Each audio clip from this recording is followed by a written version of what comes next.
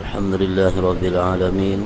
Wassalatu wassalamu ala ashrafil anbiya'i wal mursalin Sayyidina Maulana Muhammadin wa ala alihi wa sahbihi ajma'in.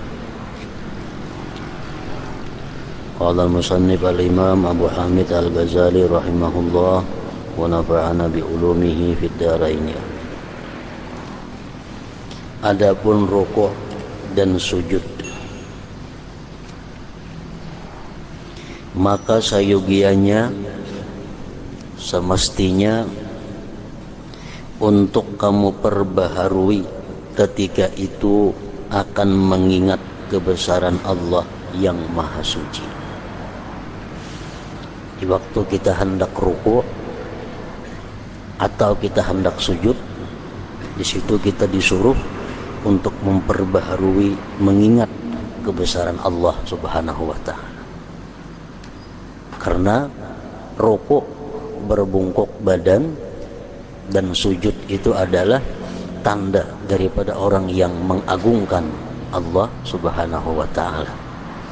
Nah, jadi waktu kita hendak rukuk, kita mesti perbaharui ingat hati kita bahwa kita akan rukuk, kita akan bungkuk badan, kita akan menghormat kepada Allah yang Maha Besar, yang Maha Suci.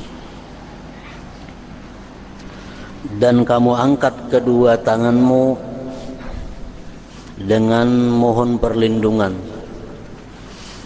dengan ampunan Allah Azza wa Jalla dari siksanya, dengan memperbaharui niat dan mengikuti sunnah Nabi Sallallahu Alaihi Wasallam. Jadi waktu hendak ruku, di situ kita disuruh mengangkat tangan sekaligus mengucap takbir Allahu Akbar. Gunanya di situ kita mengucap takbir Allahu Akbar supaya ruku itu kita benar-benar merasakan kebesaran Allah. Jangan ada dalam hati kita sedikit pun sesuatu selain Allah di dalam ruku' dan sujud itu. Oleh karena itu kita disuruh Allahu Akbar, Allah Maha Besar. Ruku', dalam ruku' kada ada ingatan lagi. Kenapa? Karena sudah meyakini bahwa yang Maha Besar itu adalah Allah Subhanahu wa Ta'ala. Itu mestinya kelakuan ruku' orang yang sembahyang khusyuk tadi.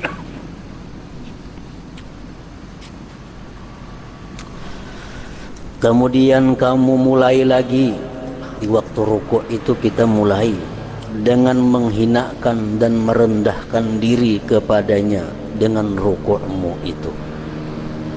Bila kita ingat bahwa Allah yang Maha Besar, Allah yang Maha Suci, di situ kita ingat bahwa kita adalah maha hina dan maha rendah.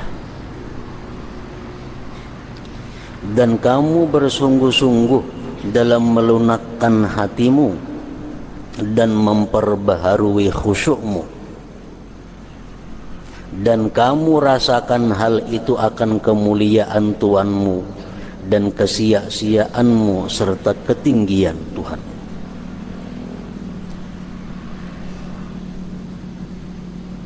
Untuk menetapkan hal itu di dalam hatimu, supaya dalam hati ini kita bisa tetap bahwa kita ini tidak ada apa-apanya, yang ada hanya Allah yang Maha Besar. Nah, untuk memperkuat itu, kamu minta tolong kepada lidahmu dengan mengucap Subhana Rabbiyal Azim. Subhana Rabbiyal Azim, Maha Suci Tuhanku yang Maha Agung. Jadi ucapan kalimat Subhana Rabbiyal Azim itu adalah untuk menambah sesuatu yang ada di dalam hati daripada mengagungkan Allah Subhanahu wa Ta'ala dan merasakan kehinaan, ketiadaan diri sendiri. Subhana Rabbiyal Azim.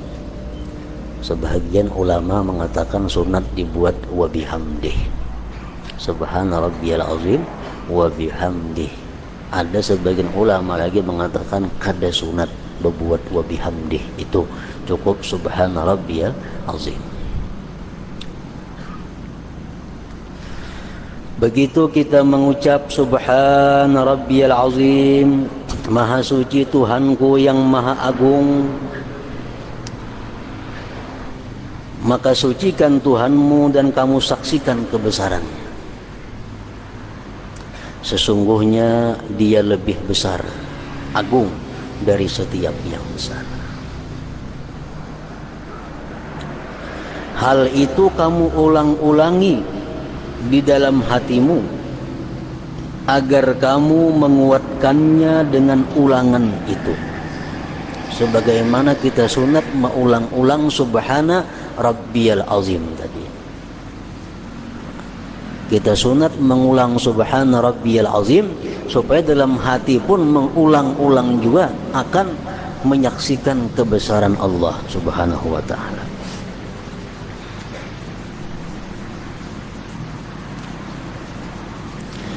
Kemudian kamu bangkit dari ruku'. Kemudian kamu bangkit dari ruku'mu dengan mengharap bahwa Dia itu sayang kepadamu. Dan dengan menguatkan harapan itu di dalam dirimu dengan ucapanmu Sami'allahu liman hamidah.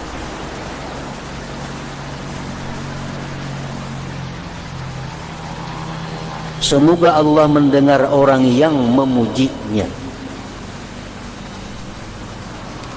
Jadi waktu kita mengucap Sami'allahu liman hamidah, kita sudah paham artinya bahwa Allah mendengar orang yang memujinya. Dalam hati kita di situ ada berharap bahwa kita ini disayangi oleh Allah. Nah, waktu mengucap Sami'allahu liman hamidah, dalam hati ada harapan bahwa aku ini disayang oleh Allah.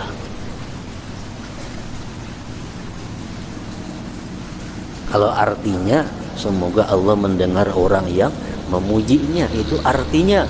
Tapi kalau rasanya minta supaya disayang oleh Allah, yakni Dia memperkenankan orang yang bersyukur kepadanya. Kemudian kamu iringi syukur yang menghendaki penambahan itu dengan kamu baca Rabbana lakal hamd. Ada riwayat yang menyebut Rabbana walakal hamd.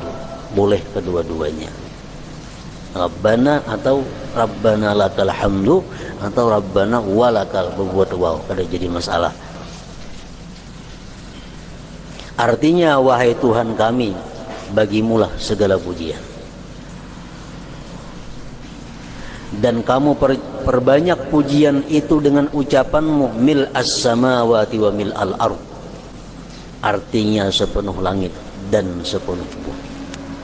Bagi Engkau, hai Tuhan kami, segala puji sepenuh langit dan sepenuh bumi. Kemudian kamu turun untuk sujud, dan itu adalah paling tinggi tingkat kehinaan. Sujud itu adalah paling tinggi tingkat kehinaan kita, di mana kamu tempatkan semulia-mulia anggota badanmu, yaitu muka, pada sehina-hina sesuatu, yaitu tanah. Dengan sujud kita kembali kepada asal muasal kita, yaitu tanah.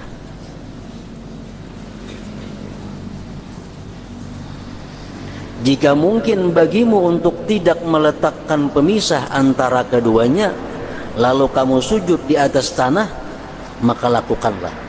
Itu lebih baik. Sunat lagi hukumnya. Kalau kita hakun sujud kada berdetikaran di tanah wara. Macam Sayyidina Umar bin Abdul Aziz, Khalifah pertama Amirul Mukminin di abad pertama, beliau waktu sujud kada mau sujud di sejadah, kada mau sujud di hambal, mesti harus di tanah. Karena itu lebih menunjukkan kehinaan seseorang. Sesungguhnya hal itu lebih menarik kepada kekhusyuan dan lebih menunjukkan kepada kehinaan. Apabila kamu letakkan dirimu di tempat kehinaan, maka ketahuilah bahwasanya kamu telah menempatkannya di tempatnya. Di waktu kita sujud, itulah tempat kita yang sebenarnya, itulah posisi kita yang sebenarnya.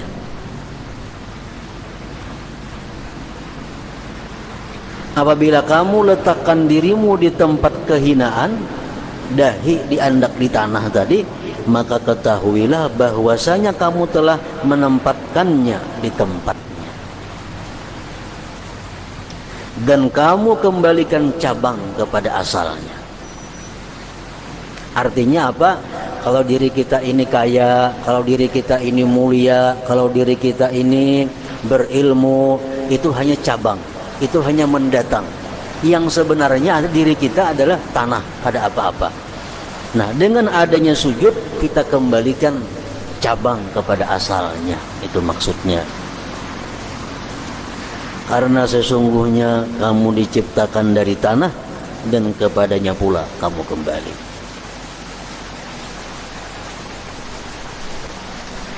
Ketika itu, ketika sujud, perbaharuilah di dalam hatimu akan kebesaran keagungan Allah. Dan katakanlah subhana rabbiyal a'la. Artinya maha suci Tuhanku yang maha tinggi. Ada lagi pendapat ulama fikih mengatakan sunat ditambah wa bihamdi. Subhana rabbiyal a'la wa bihamdi. Ada mengatakan kada sunat, cukup subhana rabbiyal a'la. Kada jadi masalah itu. Maha suci Tuhanku yang maha tinggi. Makanya ada istilah orang yang sering kali sujud, dia akan ditinggikan Allah Subhanahu wa taala derajatnya, baik di dunia apalagi di akhirat. Karena bacaan sujud itu apa? Subhana rabbiyal a'la. Maha suci Tuhanku yang maha tinggi. Dia banyak sujud kepada Allah, Allah tinggikan derajatnya di dunia dan di akhirat.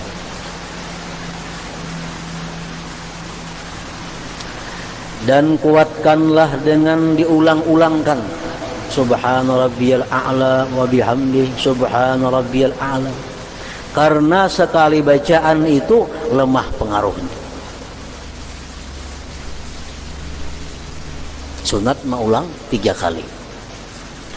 Apabila hatimu telah lunak, sudah merasa bahwa benar-benar hina, sudah merasa bahwa kita kembali kepada asalnya sujud, dan hal itu telah jelas, maka hendaklah kamu benarkan harapanmu terhadap rahmat Allah.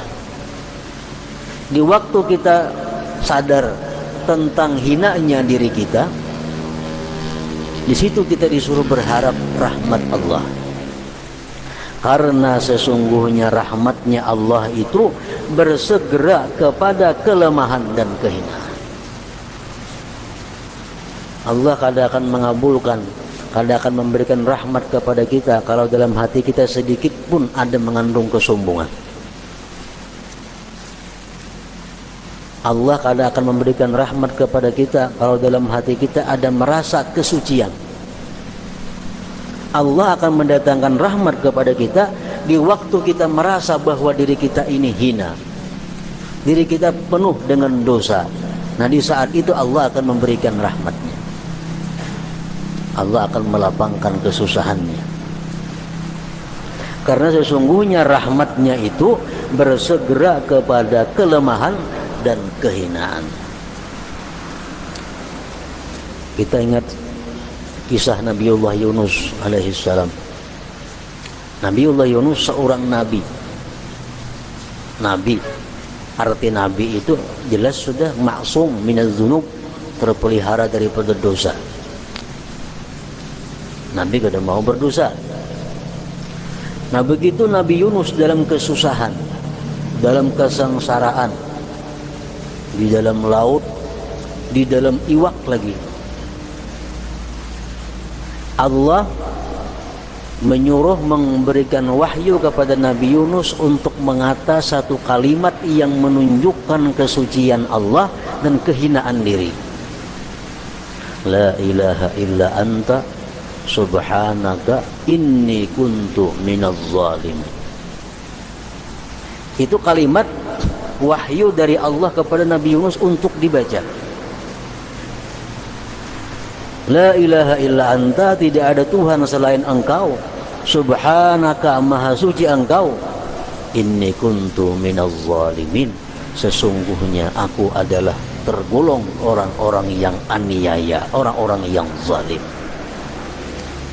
Di situ Nabi Yunus diperintahkan Allah untuk mengakui kehinaan diri.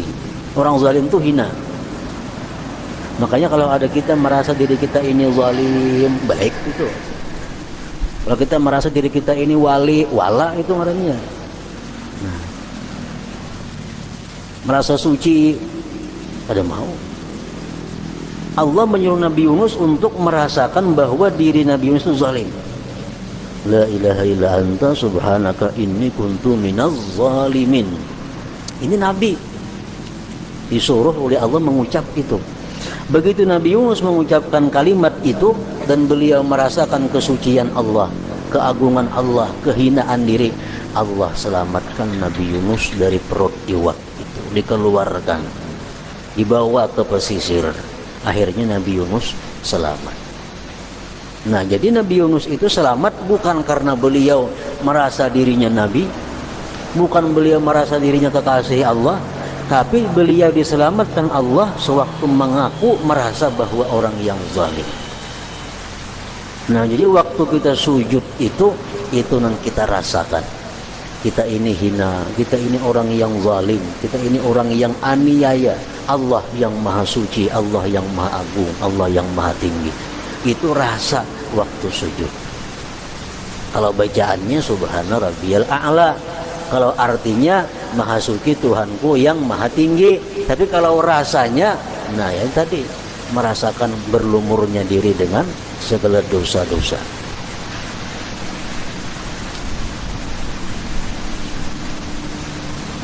Di dalam kitab Al-Hikam itu disebutkan bahwa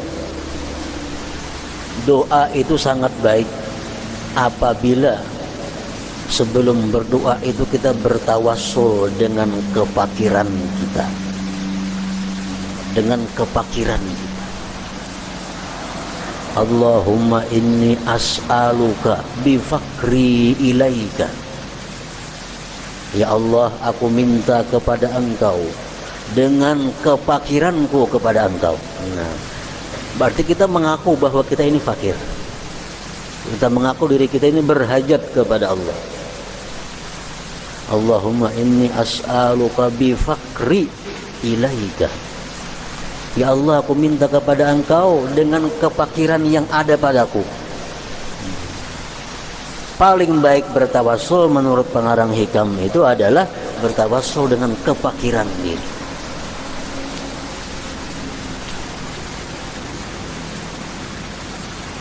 Tidak kepada kesombongan dan keangkuhan.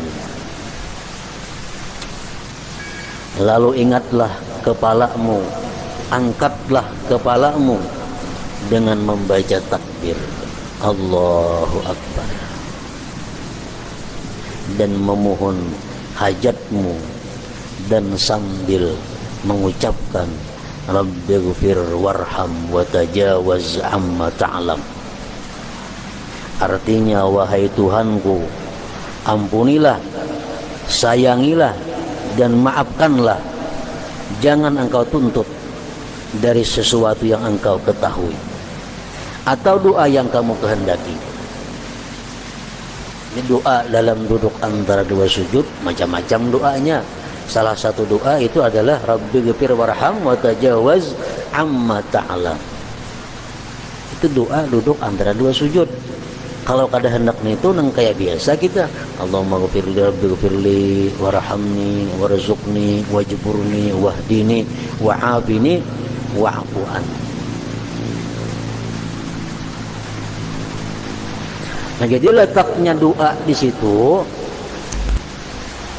sesudah kita meninggikan Allah yang maha tinggi, sesudah kita merasakan kehinaan diri, kita bangkit lalu berdoa.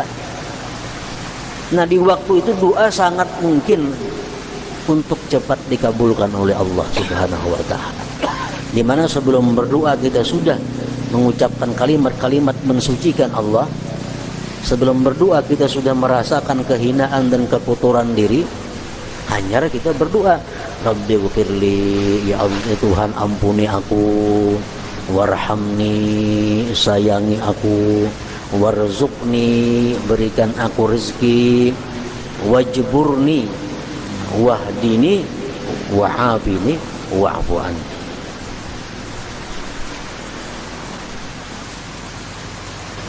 Kemudian kuatkanlah perendahan diri itu dengan mengulangi.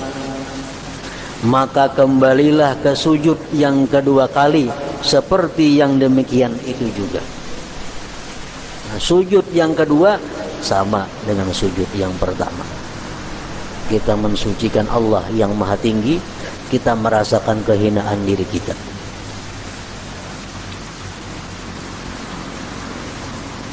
Adapun tasyahud apabila kamu duduk untuknya,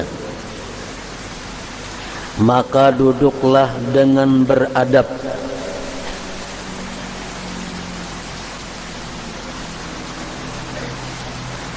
Maka duduklah dengan beradab dan jelaskanlah bahwa seluruh salawat dan kebaikan-kebaikan, yaitu akhlak yang suci, adalah bagi Allah. Demikian juga kerajaan itu bagi Allah. Itulah makna at-tahiyyat, penghormatan.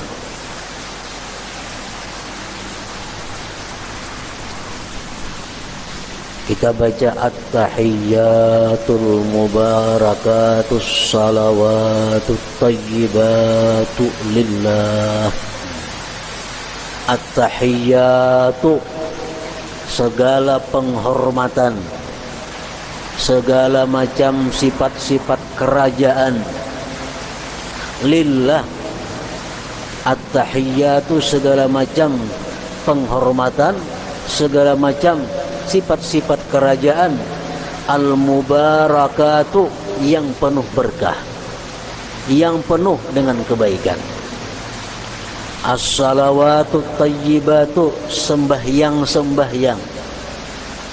At-tayyibatu, kalimat-kalimat yang indah, kalimat-kalimat yang suci. Lillah, itu hanya milik Allah, itu hanya bagi Allah. Nah, itu yang sempurna. Amunnya dibacanya at-tahiyyatu lillah, boleh aja juga. Anak ringkas misalnya at-tahiyyatu lillah, boleh. Gimana yang bagus? Ya tadi at-tahiyyatul mubarakatus salawatut tayyibatu lillah.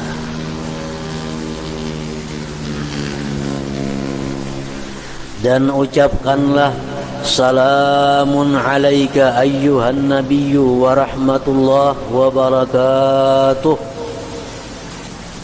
Kalau kita sudah mahir membaca ba'alif lam, assalamu alaika ayyuhan nabiyyu wa rahmatullah wa barakatuh. Boleh dan lebih afdal memakai alif lam. Cuma ini sekurang-kurangnya salamun alaika ayyuhan nabiyyu wa rahmatullah wa barakatuh. Artinya semoga kesejahteraan, rahmat dan berkah Allah atasmu wahai Nabi.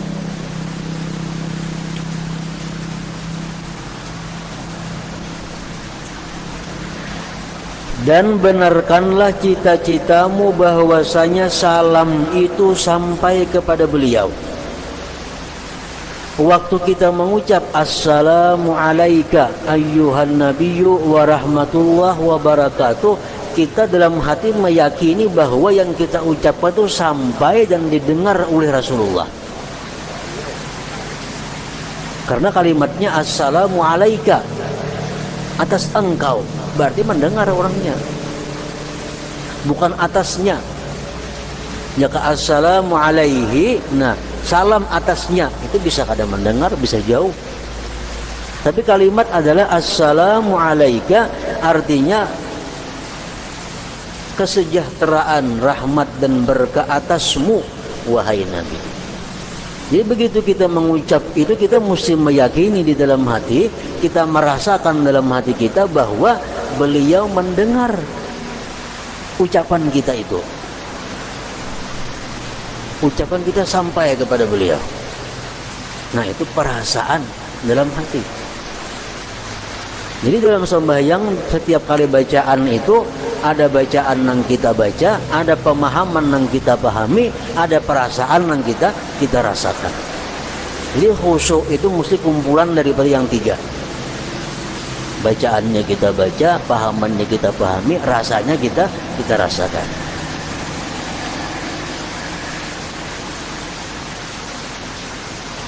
Dan benarkanlah cita-citamu bahwasanya salam itu sampai kepada beliau dan beliau membalas atasmu dengan sesuatu yang lebih sempurna daripadanya. Kita merasa, walaupun kita kadang mendengar, cukup merasa, kita merasa bahwa Nabi kita menyahut salam itu. Lain halnya dengan Habib Ali Khalaq Qasam.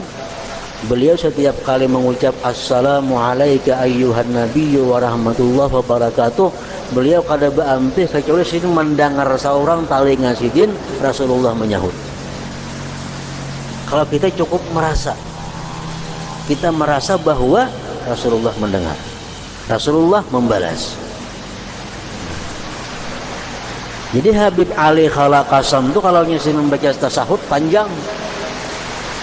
Bila kada sini mendengar sahutan Nabi hanya nyampe assalamu alayka ayyuhan nabiyyu wa rahmatullahi wa barakatuh.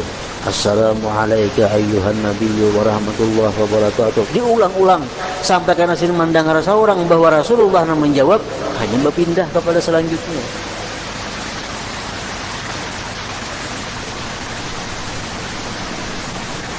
Dan benarkanlah cita-citamu bahwasanya salam itu sampai kepada beliau dan beliau membalas atasmu dengan sesuatu yang lebih sempurna daripadanya.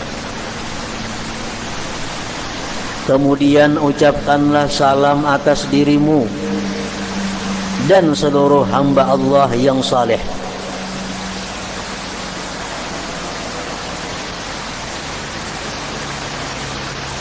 Kemudian cita-citakanlah bahwasanya Allah yang Maha Suci membalasmu dengan salam yang sempurna dengan sejumlah hamba-hamba Allah yang saleh.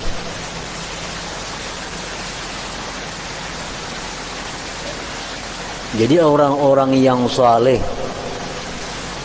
itu pasti selamat, pasti sejahtera. Salam itu artinya sejahtera. Selamat artinya sejahtera. Orang yang saleh itu kehidupannya pasti sejahtera. Kenapa sebabnya? Karena setiap hari dia didoakan oleh jutaan manusia.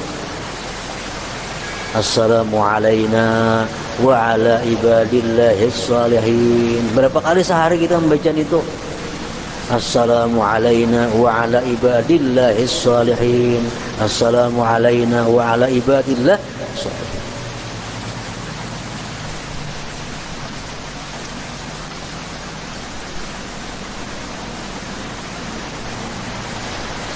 Kemudian bersaksilah bagi Allah Ta'ala dengan kemahaasaan dan bagi Muhammad Nabinya Sallallahu Alaihi Wasallam dengan risalah menjadi Rasul, dengan memperbaharui janji Allah yang Maha Suci, dengan mengulangi 2 kalimat syahadat dan mulai berlindung dengannya.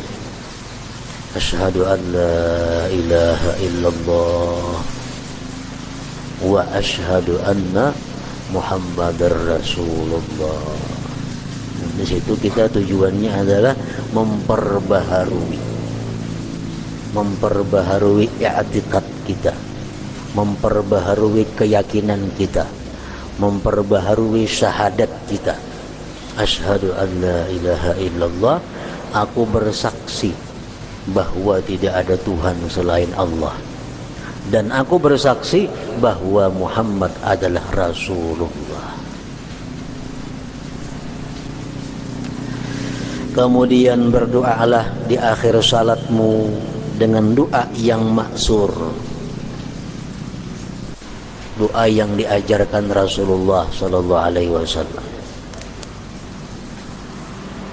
Di situ kita boleh berdoa apa aja boleh.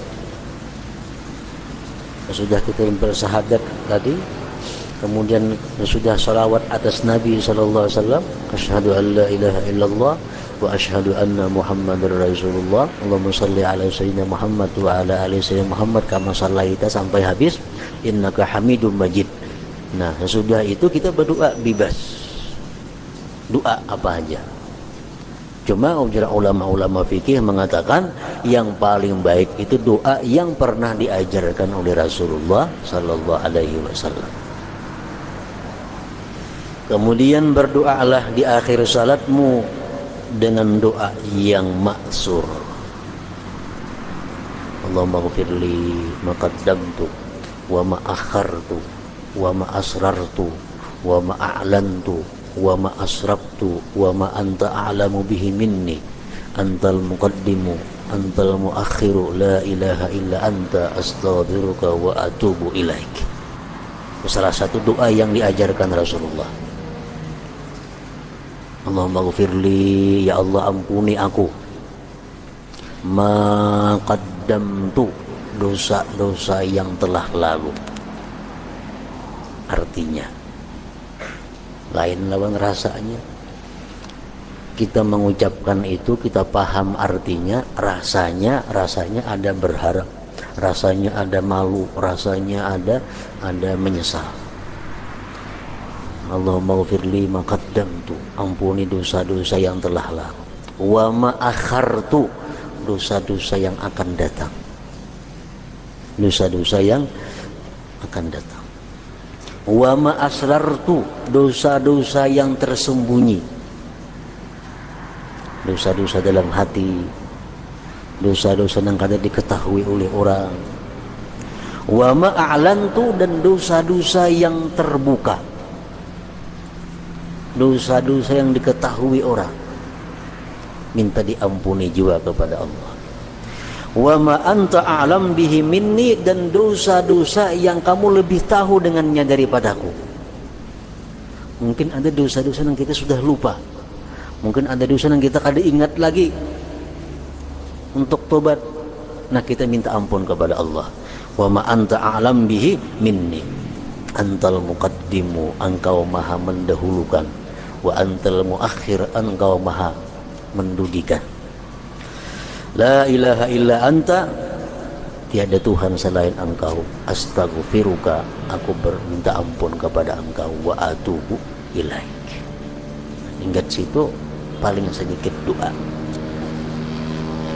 Oleh para ulama fikih disebutkan lagi, baiknya ditambah dengan doa yang diajarkan oleh Nabi kita juga, seperti Allahumma tsabbit qalbi ala dinika wa ala ta'atik. Ya Allah, tetapkan hatiku atas agama engkau dan taat, sehingga dalam keadaan susah hati kada berubah daripada agama Allah dan taat kepada Allah. Dalam keadaan susah, dalam keadaan bahagia, gembira, tetap dalam agama Allah dan taat kepada Allah. Allahumma tsabbit qalbi ala dinika wa ala ta'atik.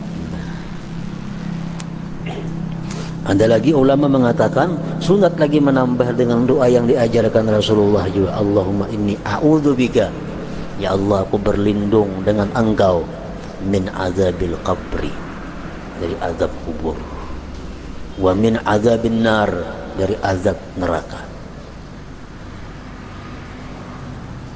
wa min azabil mahya wal mamat, daripada azab, daripada fitnah, wa min fitnatil mahya, daripada fitnah kehidupan dan fitnah kematian, wa min fitnatil masihid dajjal, dan daripada fitnah masihid dajjal.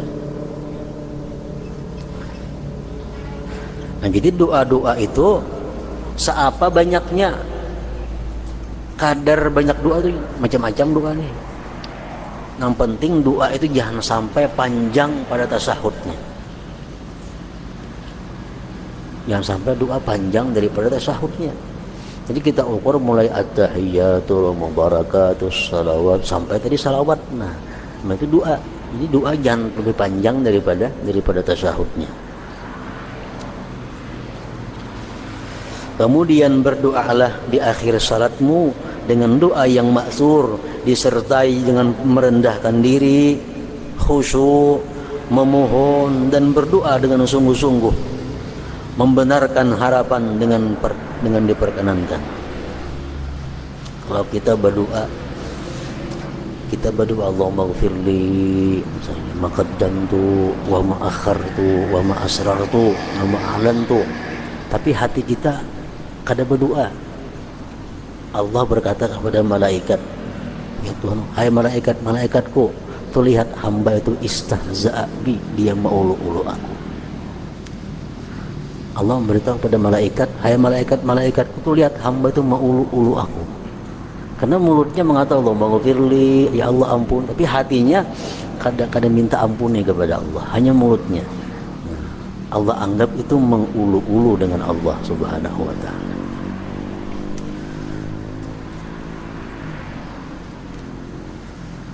Nah, jadi mesti membaca doa tadi paham yang dimaksud, ditambah paham ada rasa lagi rendah diri, rasa khusyuk, mohon dan berdoa dengan sungguh-sungguh, membenarkan harapan dengan diperkenankan, dikabulkan. Sertakanlah dalam doamu akan kedua orang tuamu dan seluruh kaum mukminin. Nah, ini hanya dalam kitab Ihya yang kita temui. Dalam kitab lain belum ada ditemui. Dalam Fathul Qarib, dalam Fathul Mu'in, dalam Perukunan, adalah buat mendoakan ibu bapa di situ. Nah, Imam Ghazali mengatakan hendaknya sebelum salam sembahyang itu doakan juga kedua orang tua. Misalnya kita tuntung membaca doa tadi, kita akhiri dengan waf'al kadzalik biwalidayya wal muslimin. Waf'al kadzalik biwalidayya wal muslimin. Ya Allah, perbuatlah seperti yang demikian hamba minta tadi dengan kedua orang tuaku dan kaum muslimin. Itu mestinya dibuat itu. Sertakanlah dalam doamu akan kedua orang tuamu dan seluruh kaum mukminin. Ini sebelum salam mesti itu dibaca. Waf'al kadzalik, perbuat olehmu ya Allah dengan demikian yang aku minta tadi. Biwalidayya wal mu'minin, dengan kedua orang tuaku dan orang-orang yang beriman. Ketika salam, tujukanlah salam itu atas malaikat dan hadirin, dan niatkanlah mengakhiri salat dengan salam itu, dan rasakanlah syukur kepada Allah yang Maha Suci atas taufiknya menyempurnakan ketaatan ini, dan berprasangkalah bahwa kamu itu berpisah terakhir kali dengan salatmu ini, dan barangkali kamu tidak hidup sepertinya. Nabi SAW bersabda kepada orang yang diberinya wasiat, salli salata muwaddi'in, artinya salatlah seperti salat orang yang mau meninggalkan, berpisah dengan dunia.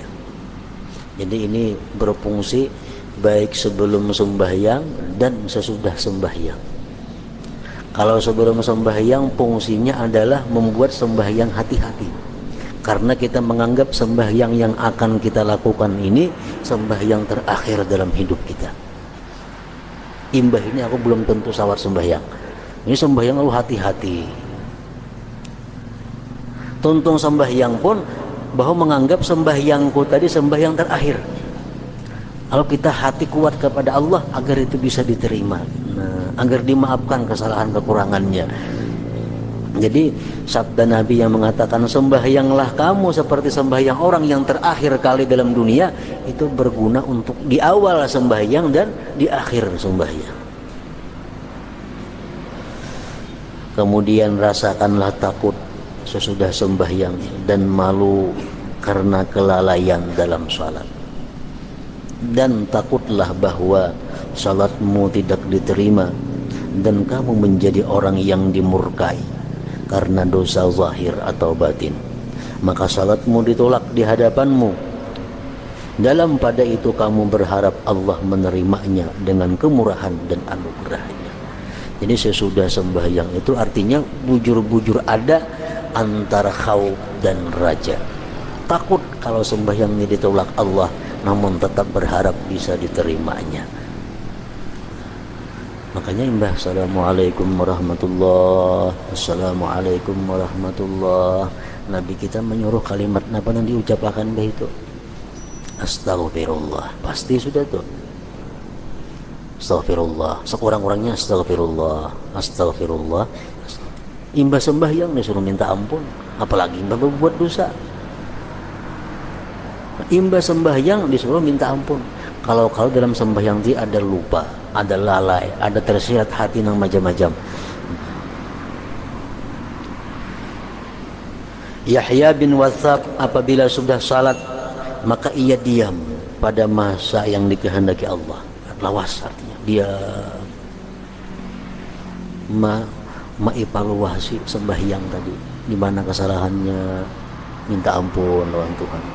Di mana ada diri merasa kebaikannya, bersyukur kepada Allah. Nah, sesudah sembahyang itu diketahui atasnya kesedihan salat. Ibrahim An-Nakhai setelah salat diam satu saat seolah-olah dia sakit. Ini adalah perincian salat orang-orang yang khusyuk, yaitu orang-orang yang khusyuk dalam salat mereka, orang-orang yang memelihara salat mereka, orang-orang yang selalu salat, dan orang-orang yang munajat kepada Allah menurut kemampuan mereka dalam peribadatan. Maka hendaklah manusia itu menampilkan dirinya pada salat ini. Maka menurut kadar yang dimudahkan baginya, ia sayogianya untuk bergembira, dan atas sesuatu yang ia keluputan, maka sayogianya ia menyesal. Ini imbah sembahyang.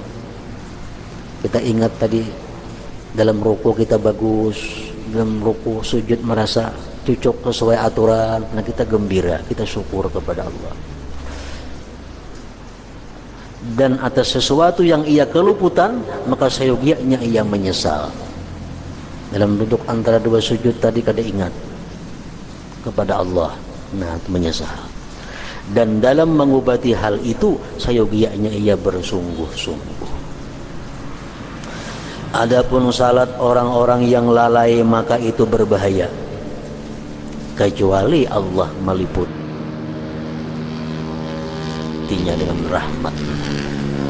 Sedangkan rahmat itu luas dan kemurahan itu melimpah, maka kita mohonkan kepada Allah semoga Dia meliputkan kita dengan rahmatnya dan menyiram kita dengan ampunannya, karena tidak ada perantaraan bagi kita kecuali dengan mengakui kelemahan dalam